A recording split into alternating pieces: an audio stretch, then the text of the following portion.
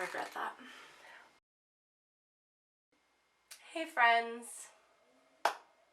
Yes, you're reading that correctly. It happened again. So I have another story to tell you. But this one's actually kind of different from the last one and most of my horror stories. Because the majority of the times that I like get upset or like cry or whatever at work, it's been because of like disrespectful customers and people that like I'm taking care of and like I'm responsible for. But this time it was my manager, the person who's supposed to be taking care of me, and you know, it's just really unfortunate because you want to be working for somebody who will not only care about their customers but also care about and take care of their employees as well, and treat them with some decency. So this was actually a few weeks ago. I filmed this before. I filmed this whole story before, but a lot has actually happened since then, and I thought it would only be fair to include those updates because as of right now, I'm technically still employed. The night starts out fine. I'm doing fine. I'm doing well. We don't really have any tables at all. So I was just having some conversations with a couple of the customers at the bar, and they were really entertaining, and we were just having a good time, chatting back and forth, and didn't think much of it because I didn't really have any tables, so I didn't expect to, I don't know, for that to be a thing. I was just kind of enjoying my time and helping them enjoy their time more, you know, by interacting.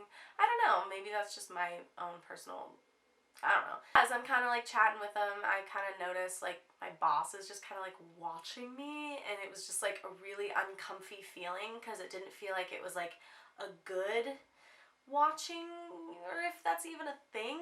But I was like, okay, I'm gonna turn around and go do something else and see if something's up. So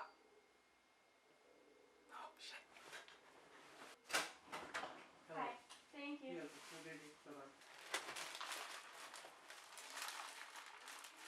My food. Yes, I got McDonald's because I'm depressed and I deserve it.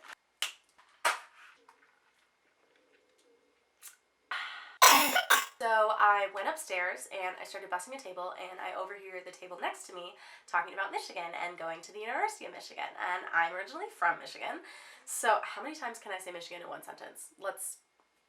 Whatever. So I naturally engaged in a conversation with this group of people and obviously asking them, you know, where in Michigan are you from? And they said, and I was like, are you kidding? That's where I'm from. I originally grew up in, and then halfway through my life, we moved across the state. So because I, you know, didn't go to high school over there, I decided to ask what elementary school he went to, and he said, and that was my elementary school, and I was just so surprised at like how small of a world this is, and it's so crazy, and it's part of the reason why I have my tattoo. So for the first time in my serving career, like ever, I decided to just kind of sit down with them, have a conversation, and this was only because I didn't have any other tables. I obviously would not have been sitting down with one table if I was supposed to be taking care of other tables. But during this conversation, I noticed my boss was just kind of staring at me again from across the way, and I was getting really uncomfy. So I decided to get up and do something else. But of course, he followed me and came up to me and proceeded to yell at me to never, ever talk to a table for that long, like, blah. Which was understandable if there were other tables that I was supposed to be taking care of, but there weren't. But I just said, all right, okay, sure, got it. So then he left. Things were fine for a little bit. Then a little bit after that, I was putting in a really large order into our computer system, which is actually on an iPad, which normally is like really convenient because we like all know how to use it. But in this case, since it's been like touched by fingers that have come straight out of tequila, this iPad was like, You know, like when your Nintendo DS would like the calibration was off, and you'd have to like go and like do the test, and you would like tap one thing and it would like tap something on the other side of the screen, because that's what was happening to this iPad. And yes, that has happened to me. I'm traumatized by that. And it had been like that for a really long time. So I decided to bring it to his attention. So he came over and I said, hey, the iPad upstairs is not really responding well. And then the bartender, who knew that, also chimed in and said, no, she's right. The one upstairs is pretty messed up, and the one over here is not working that well either. And our manager is like, really? No, it's not. Let me show you. I'll fix it. So of course he takes me upstairs and goes on this 5-minute long lecture about how, get this, you just have to turn it off and turn it back on again.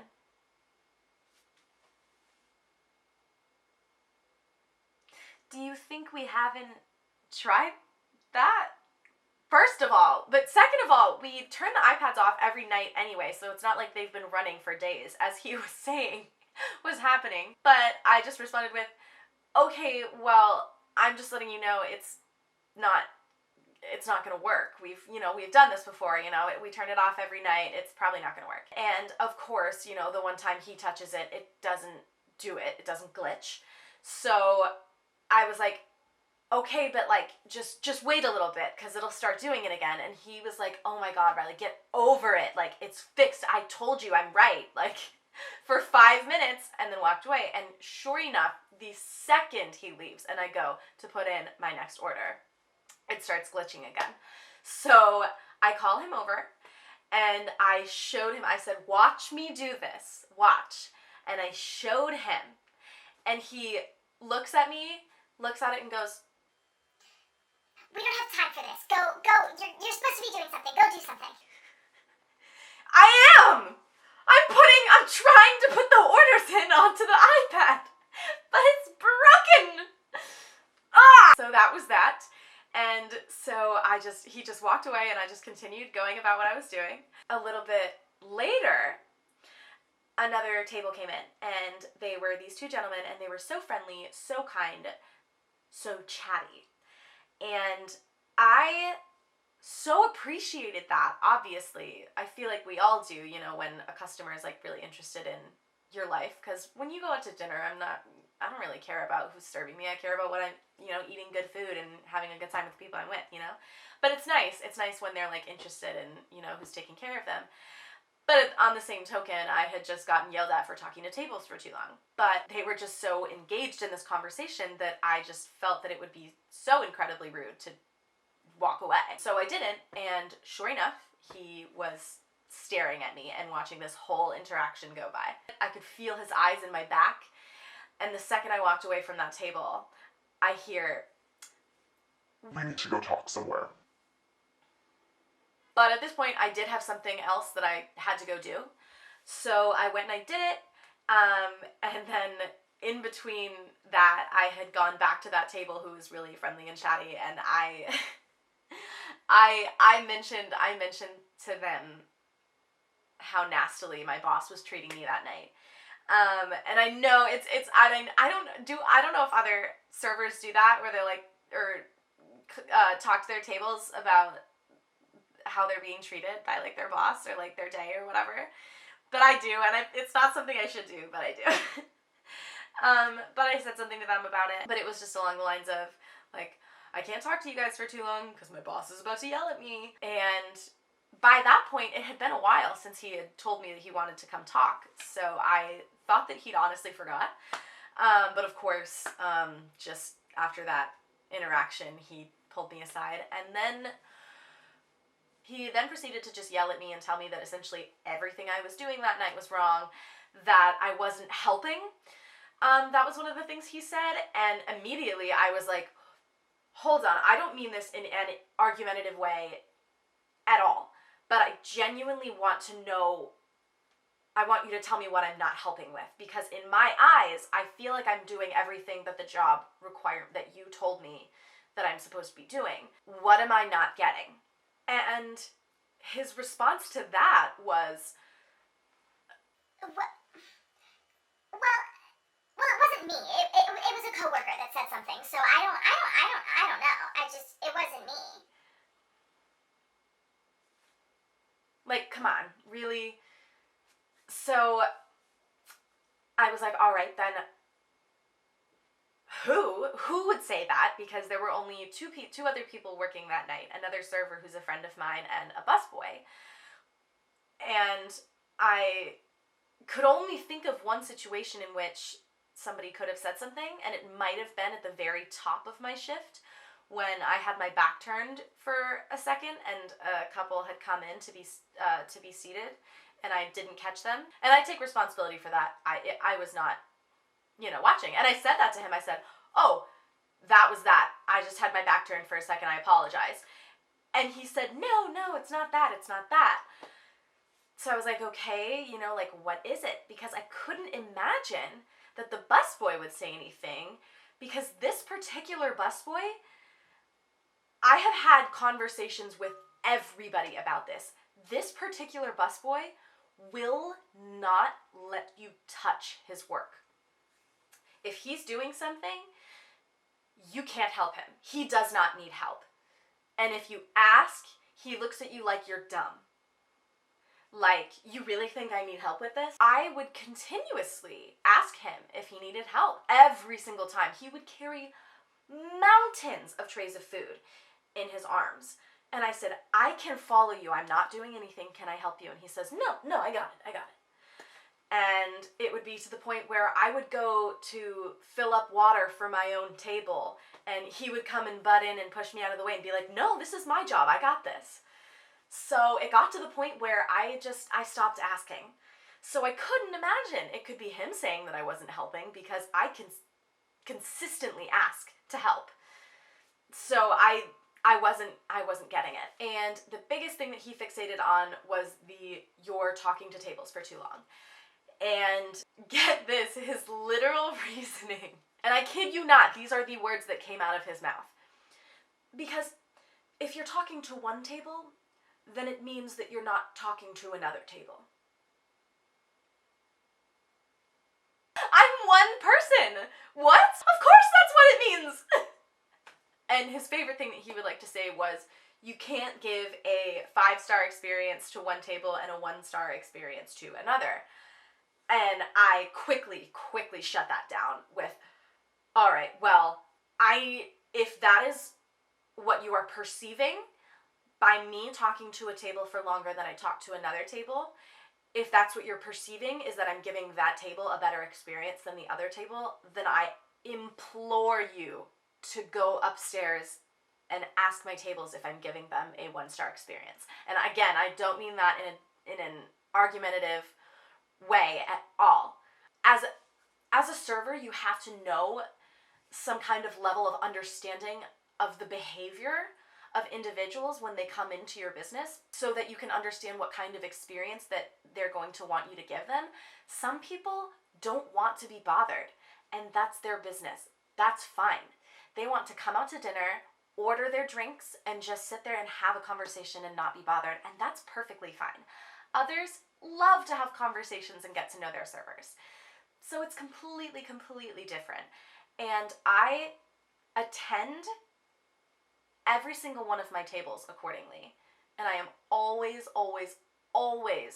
with an eye out to make sure that I'm not giving a 1-star experience to one table and a 5-star experience to another. Because this manager's idea of attentiveness is borderline obnoxious, to where I feel uncomfortable going up to tables as much as he is insisting that we do, because I don't like intruding on people's meals. Some people just like to be left alone. Then the final straw of this conversation, the best part of this conversation, was he said to me, you need to make sure that you're not drinking or taking shots on the job, that's all. And I said, hold the freaking phone. Wait a second. Whoa. First of all, so he was clearly referring to an event that happened earlier in the day where we had actually just received a new tequila that we ordered. And the bartender knows my tastes. He knows that I absolutely despise the taste of alcohol. So I need a drink that's sweet and doesn't taste like anything. And he knows that very well. And he was trying this tequila and he said, Riley, this is actually really sweet. You should give it a try. And I was like, oh, yeah, I don't know. And he was like, no, it's really sweet, I swear. So he grabs a shot glass to pour like a little, like tongue dip or whatever in there. And as it's a full bottle of liquor, he goes to pour it and accidentally goes, whoop. So, of course, naturally, the shot glass fills. And he was like, oh, sorry, well, now you got a shot. And I was like, oh, haha. So I just kind of tasted a little bit. I was like, that's not bad. It's pretty sweet. You're right. And then I put it, and that was that. And I don't know how that got misconstrued as me taking a shot on the job.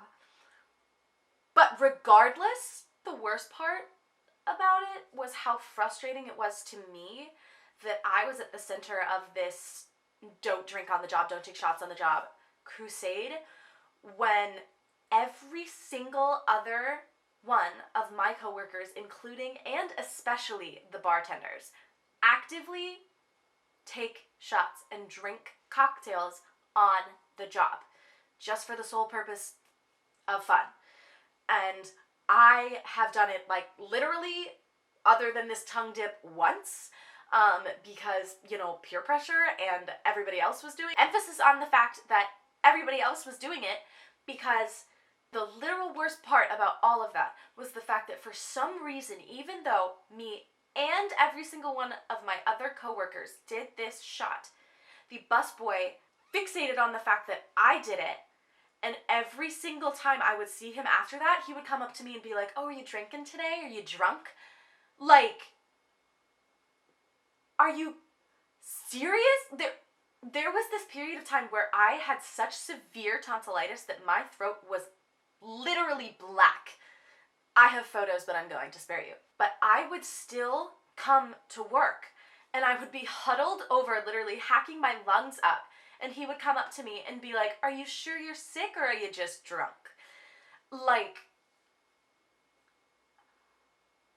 that is so disrespectful. That is so invasive. That is so rude. That is just, and now I'm realizing maybe he's the reason why I'm at the front of this, and he's telling the manager that I drink on the job all the time, and I don't. So when the conversation came back to the fact of talking to tables for too long, I brought up the fact that, it's never my intention to actively seek out to converse with my tables. Like, I will respond if somebody engages in a conversation with me. I'm not the type of person or server to just ignore my customers completely and take their order and just walk away if they want to engage in a conversation with me. And get this, he says to me, you can. So as soon as he said that, I was just like, all right, well, that is not the type of person that I am. That's not the type of person that I ever want to be, or server that I am or ever want to be. So maybe just the reality of it is that I'm too slow for you. And he just looked me back in the face and smiled and said, maybe you are. And so at that point, I got really upset, and I did end up breaking down and going to the bathroom again and crying, and I know it's really weak and sad, and I'm sorry, but it's just, I don't know, I just do it. Sorry, it's me. But it's so hard, like, being so passionate about something and then being told by somebody who you're in charge of that you are not good enough at it. But, it honestly just brought to me more of the realization that it's just like, that's not the right, this establishment is being run in a way that I'm not comfortable being ran under. It's not the right fit for me, and that's fair. And maybe other people are okay with the way that he talks to them, if he does in fact talk to other people the way that he does talk to me, and other people will just put up with it, but I'm not that kind of person. So I got right back to work, and I went to go check on my tables. I ended up at the table who were originally, very friendly and chatty, and yet again, they did want to engage in another conversation with me, but at this point, I was visibly, like, shaking, crying, because he had followed me upstairs to watch how I was engaging with my customers after that conversation. And I was just so scared. I was terrified because he was just staring holes into my back. And I was turning around, checking to see if he was looking at me. And if he was, I was trying to make him aware of the fact that I was trying to get myself out of the situation and that I wasn't, like, not listening to him. It was just that I couldn't find a respectful opportunity to exit the conversation. And finally, one of the guys ended up shutting the other guy up and saying, hey, like, we can see how he's affecting you. You need to be doing something else right now. Go do it. And I was just like, thank you so much. So I went to check on my next table, and it was a new couple who had just been sat down, and typically when they're sat down, the busboy will bring them a couple glasses of water, which he hadn't yet, which is totally fine because contrary to what he believes, I can get water by myself. I can handle that. So I said, I apologize. I'll be right back. I'll get you some water. So I went to the back. I started filling up a couple of glasses of water for them. And at that time, the busboy came in after me. I was there first to fill up some glasses for a table completely separate to mine. And of course, at that moment, the manager walked in and sees that we were both back there getting water, and he proceeds to scream at me and insult me for being back there and not doing something for my tables. And I was getting worked up, like about to cry again, and I was like, I'm doing something, I'm getting water for my tables. And he misread the situation again because he wouldn't listen to me, and he just said, no, you're not, he's doing it, you're just standing here. Because he perceived that the busboy was doing all the work and that I was just standing there, which is his perception of my work. No matter what I am actually doing, he will perceive that I am in the wrong. I tried to explain that I was getting water for a different table. He would not listen to me and told me that the busboy would do it. So I said, okay, and I walked out. I was starting to break down again, trying to go in between, my tables. And at one point I was at the iPad putting in an order, and the two gentlemen from earlier had gotten up to leave, and one of them came up behind me and he tapped me on the back. And I looked at him and I saw that he came to talk to me, and it was like one of those things like where you're like holding it in and then somebody asks if you're okay, and then all of a sudden you're like, And I turned and I saw him and I just started crying, and he just looked at me in the face and he just said, if he's really making you feel this way, I can help you find another job happily. And it was just really nice after being treated the way that I was being treated to be talked to by an adult like that. So then he turned to walk away, and right as he started to go, he turned back around to me and he said, oh, and if you quit, do it in flames. And he turned around and he walked away. And that was the best customer I've ever had, and I will never forget that. It was crazy. After that, I went back to that other table from before, and sure enough, there was no water on their table. And at this point, I was already crying from that interaction. So I was blubbering to these poor people. Oh my God, I'm so sorry. I was told that it was going to be taken care of. And they were so kind and so nice about it. Again, much appreciated. So thank you. If you know who you are, you're super dope. The night started to come to a close. And since I had arrived the latest, my shift was scheduled latest, I was the person to close. And my manager came up to me and said, okay, so you can excuse the busboy now, unless you want him to stay and you could go home. Of course I wanted to go home. I wanted to get out of that situation, but I didn't want to give him the satisfaction of kicking me out after not agreeing with him. And I said, no, that's fine, I'll close. And I went back upstairs, and I only had one table upstairs, and I had already given them their check. They were just sitting there, and they had not touched it. They had not paid yet. So I sat down in the booth kind of next to them, out of their view, so they couldn't really see that I was sitting there, but also enough to where I could peer around and see if they had paid or not. And I kid you not, he walks upstairs. I put my head down for a second. I wrote something on the table, and I look up, and he's right in front of my face going, "Those people over there are ready to pay, and you're sitting over here drawing? Go do that." And I was like, "You're kidding me." They must have 2 seconds ago put their card in that checkbook, because I swear to you, I just sat down. And he was like, just go. Why are you talking? Just go. So I did it, and I ran to the back and started crying again because he just put me through that. I was just so upset. And so I was in the back cleaning myself up, keeping in mind that the last time I cried at work, he sent me home because, quote, "the customers can't see me like this." That's a theme with him, is our restaurant is so perfect that we're not normal people. And customers aren't allowed to see us as normal people, as normal functioning adults. There was literally a moment where I was leaning up against the bar, kind of like that, and he fully came over to me and started yelling at me that I'm standing too normally and that people don't want to see me standing like that. Our staff needs to not look like normal people, and then went on to compare that situation to somebody fainting inside of their costume at Disney World and the staff not taking their head off until they were backstage.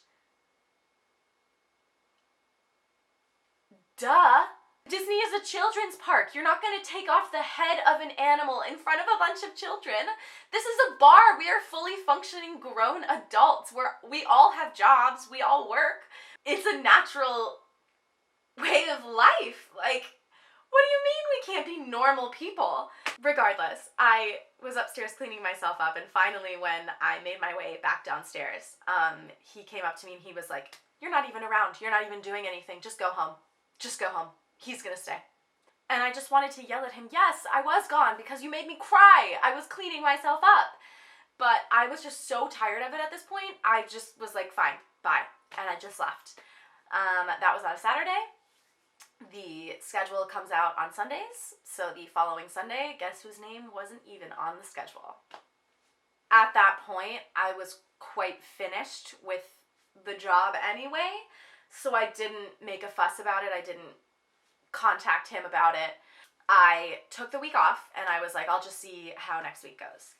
In between that period of time, I received a couple text messages from the bartender at work. He texted me that he got in a fight with the manager, and I asked why. He said it was because he defended me to, like, the top, our boss's boss. He defended my situation to our boss's boss, and he got in a fight with our boss about it. In the end, it circled to our boss told his boss that the only reason that the bartender defended me was because he's in love with me. How high school is that? How freaking high school is that? That is so immature! Oh my god! So I apologized that they got in a conversation about that and fought, but that's hilarious. That's so funny to me. I don't know. Anyway, so I took the week off, but during that week realized, I didn't really have time or the means to get a new job, but I really needed the money. So I decided to just stick it out and see what would happen when the schedule came out the following Sunday. And sure enough, round 2, my name's not on it. So I decided to send a message to the group chat, and it's petty, but you know what? And I just basically said, "Hey, so I haven't been scheduled for the past 2 weeks, and I still need income. So if anybody wants to give up a shift, I'll take it." So then my manager privately messaged me, offering me a quick shift, and then followed it up by saying, "I'll try my best to give you more shifts as long as you don't drink on the job." And I just responded to that with a simple LOL. He decided that it would be good evidence for him to send me the picture of the general rules of conduct, except it's an updated version from the version that he gave me. So him trying to use this as like something that I should have previously like known. Something's a little fishy here. So I said, tell that to everybody else. And he just said, that's not the right response. When a cop stops someone for speeding, the driver doesn't tell the cop, why didn't you stop anybody else? Quite simple. I do not intend on engaging any further. And I have had enough. I've had enough by this point, especially after everything. So I just responded with, I will perform accordingly if there's no existing double standard regarding this stuff. It is beyond unfair that I am singled out for, God forbid, tasting the alcohol we sell, while every single other person, including and especially the bartenders, actively take shots for the sole purpose of leisure. And just out of the blue, not putting me on the schedule for 2 weeks while others have had multiple shifts per week is especially unfair. That is all I have to say. It's not about cars or cops or anything. It is just about human decency, equality, and mutual respect among the team. His response to that, I should remind you we have a camera at the top of the bar. Deflecting. So I responded by, exactly. Why wouldn't you use that to confirm something that I'm saying is happening? You're explicitly telling me, yeah, I have this, so I have proof. But then you're only using one hint of the proof. You're only using what you want to use and looking at what you want to look at. And I said, I do not want to argue, I just want to express my feelings. And he responded with, yet again, still not the right response, but have a good day. I am just, it's so tiring and so frustrating to try to bring up an issue that you have with the establishment, with the way that you're being treated, and you're literally just talking to a brick wall when all you want and intend to do is just express your feelings about an issue that you're having, and your only response to being confronted is to just not put me on the schedule for 2 weeks? That's so unprofessional. It's so childish. So I finally blew up and I just said, why won't you listen to me? Why is it always about my responses being right or wrong? Every single time I bring up an issue, it's like you don't even hear me. That's why I get so frustrated and defensive.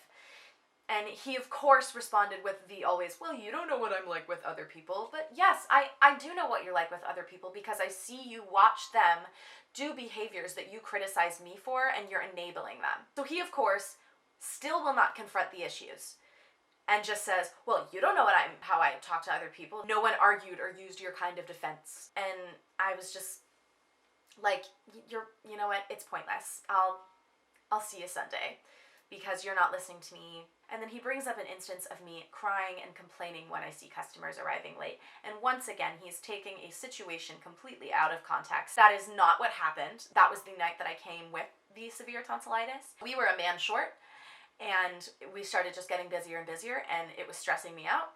And I had a moment, and I just kind of got flustered, and he criticized me for it.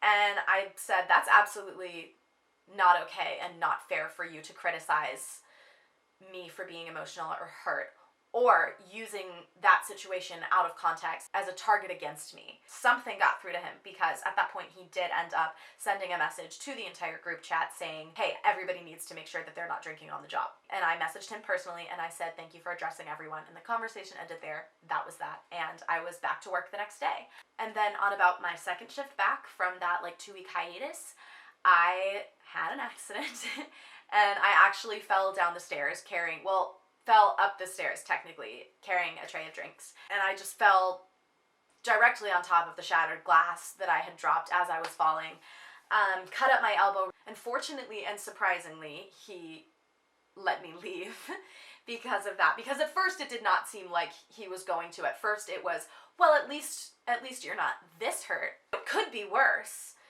It could be worse for me. It could be worse for the restaurant. But yeah, no, in a shred of humanity that I've seen, he let me leave. But also having time away from the job and time away from him, really helped me become more confident in myself in standing up for myself and not allowing myself to. With all that time away, I just really contemplated my confidence in myself and sticking up for myself, and how sticking up for myself to my boss was kind of a breakthrough for me, and I didn't want it to stop. I've grown to a point where I know how I deserve to be treated and how I deserve to be talked to, and I'm not going to put up with being disrespected. And that really became apparent when it came to my attention how disrespectful the kitchen staff at this restaurant is. It's not just my manager. The kitchen staff is so rude. They will fully call you incompetent for not knowing where one of the trays is going. They will insult you for needing help or asking a question, or especially when you would tell them that you needed something on one of your orders, and then they will just not acknowledge the fact that you are speaking to them. So I will ask them to do something, they will not acknowledge it. So I'll be like, okay, maybe they didn't hear me, maybe they didn't understand me, I'll just say it again. So I'll repeat myself, and they'll turn around and yell at me like, oh my god, we heard you the first time, like seriously? And so finally, at one of the more recent shifts that I had, they just started speaking to me so disrespectfully, because it was taking me a little bit too long in their eyes to figure out where this big tray of food was going. And they started calling me stupid for that. And I finally just snapped, and I looked at them and I said, hey, don't talk to me that way. And they were stunned. They were just like, and I was like, I'm a grown adult. I do not deserve to be called stupid, to be insulted, to be disrespected. He starts yelling at me back. Well, you're not doing your job. You're not doing this. You're not doing this. And I said, but there are so many more respectful ways to say that and to help somebody if they're having a hard time trying to figure out where something's going, rather than immediately jumping on their bones and insulting their competence. And I didn't dig that, so I put a stop to it. And they shut up, and then that was that. After the fall, the schedule for the following week came out, and I was not on it, but I did not put up a fuss because I didn't want to be working in pain. So then the following week, I was put on the schedule again for one day. And I was like, that's fine. You know, I need the money. I'll just take the one shift. And then I get a call from my boss saying, well, see, since you fell, we just don't want to have to worry about you carrying anything around. So from now on, we're just going to have you hostess. Seriously, everybody and their mother will trip and fall and drop something. Why is it that I am getting literally punished for the fact that I dropped some glasses? Everybody drops trays. And I do it, and it means I'm not allowed to serve anymore? It's unbelievable. But yeah, that's where I am right now. That's pretty much up to speed. I am absolutely in the market and looking for another job. And I've learned from this situation to not just put up with what's okay for them and understand what's okay for me. And as much as I need that money and I'm dependent on the fact that I don't have to go get another job, I know that I need to, for my mental health and my safety, I need to get myself out of that situation. And I guess that's just what I hope that most people can learn from this. Not that anybody really needs to learn from this. I feel like there always has to be a moral to everything that I say, but like, you know, just be nice, spread love. God knows we need it in this freaking world right now. But yeah, thank you for getting all the way through this and listening to me complain for another like 20 minutes. I hope you all have a wondrous day and maybe I'll see you next time. Bye.